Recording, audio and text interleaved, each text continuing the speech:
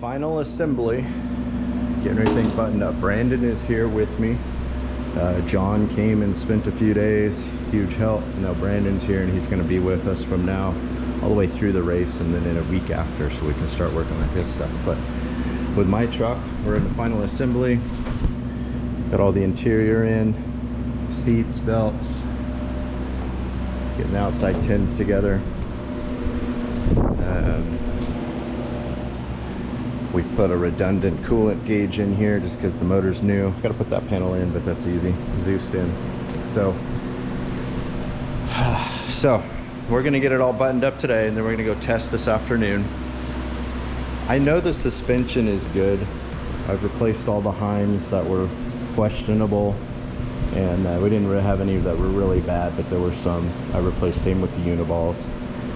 So I don't really need to test the suspension so much, but the big white elephant in the shop is the new engine, and I'm taking extreme care with getting this thing running and integrated into the truck. I've been on the phone texting a lot with Brian with BD Turnkey.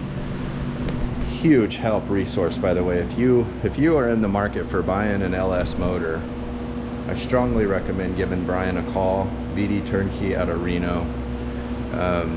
He's just a plethora of information. The guy's an LS genius, and he really stands behind his product, and his customer service is uncomparable. I mean, if I had a question, I could text him and he immediately gets back to me with an answer, and it's correct. So where I'm getting at is we've been running this thing in the shop a lot, running it through the cycles, letting the ECM learn, because it has to learn what's going on. We've been looking for leaks. We've been finding a few that pop up here and there once things get up to operating temps and operating pressures. We've been fixing those and dealing with them. Nothing major. Everything is solid. It looks really good. But we want to make sure that that engine is top notch and it's running within its parameters, temperature wise, and RPMs, and learning everything. It's got a lot of safe measures, fail safe measures integrated into it, along with the race pack that'll give us alerts, and it'll go into limp mode and stuff, but I don't want to get there. So even though we haven't gone out and ran this a lot yet, we will today. We're taking extreme caution in getting the engine where it needs to be. For example, one issue that we found, and it was a simple mistake on my part, was I did not, and this sounds stupid, you guys can hammer me in the comments, I did not run a big power lead from the alternator to a battery. Completely brain farted it. I was worried about the entire other loom, getting it all right, and I followed the instructions in the booklet to the T. Common sense factor was I didn't hook up a lead wire, a big gauge wire, from the alternator to the battery. What that did was it caused us to start losing voltage yesterday, and we couldn't figure it out. Talking to Brian and talking to Scott, who's also very smart, a friend of ours on the team, you've seen him in videos. We needed that wire, and what it was, it wasn't giving proper voltage feed to the ECM for it to think correctly. You know, it's like a diabetic person not having enough sugar, or or too much sugar. It couldn't think correctly, and what it was doing, I think it was either leaning this side out, this bank of cylinders out, or making them too rich. But this header pipe was getting really hot, a lot hotter than the other side. All of our engine temps were within reason, but that header kept getting glowing hot, and we found out that it all stemmed from that amperage not being able to get into the system so it could think right. By doing that, I also toasted the alternator, I think because it was trying to crank out a lot of amps and it had nowhere to go, so it just fried itself. Long story short, got a new alternator. I upgraded it to a 145 amp. That's all they had. We put it in, solved the problem. No hot header, temps are even lower, runs great. And we can hear it learning. It's going through the RPM ranges. So, you back up a little bit. John's been here, and Brandon's here now. If it wasn't for the extra set of eyes here, I may not have found all those things, because it's overwhelming having to think about everything that I have to do to prep for a race. I write it on the whiteboard, but I may have missed something that didn't get on the whiteboard.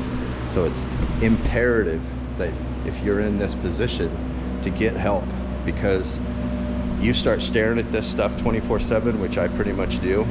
I'm out here 12, 14 hours a day, 7 days a week, either with company stuff or this race team stuff, and it all just kind of morphs together and little things fall through the cracks. And when you have help come with a new set of eyes, they find that stuff for you. So that's what we're doing, and everything is getting dialed in. We're buttoning it up today, and we're gonna do just like Brian said. I'm gonna take it out and just drive it. I'm just gonna drive it like a normal car. I'm gonna go through the RPM ranges that it needs so the ECM can learn, and we're gonna drive it for a good few hours. I would like to get 100 miles on it today. I think I can probably do that in a few hours today. We've got time. We've been running it in the shop. I would say we probably got 2 hours of run time in the shop on it, on and off, and just dialing it in. So even though we're not out physically running it, testing like you see the other guys do in their trucks, we are testing it. Like I said, the suspension's good. Just want to make sure that motor's good. We're not overheating. We're running super cool. You can put your hand on this one cold side of the radiator, and I mean, it's just awesome. So yeah, that's where we're at. You're gonna see us buttoning it up today. You'll get to hear it a lot more running, and you'll get to see us out driving it around. Yeah, we're getting there. Couple days, we're out of here.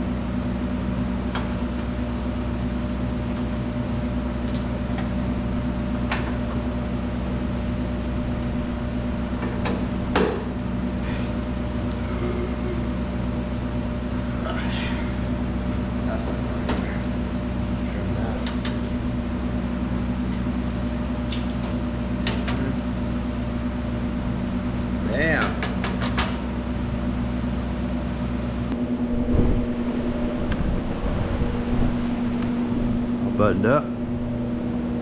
Got a shroud that goes here. I built that. It goes here. You'll see that. Turned out pretty good.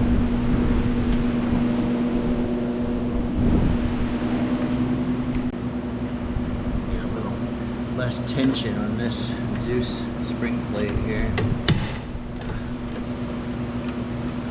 I'm not breaking it.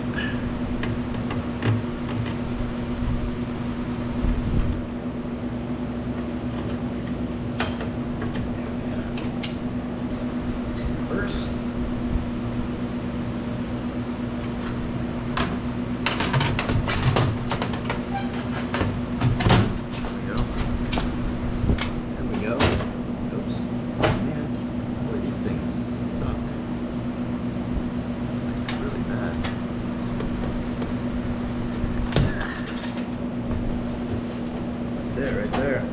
Nice. Like a glove. Alright. There we go. Zeus goes there, there, and there. I'll clean these edges up. And yeah, all sealed up.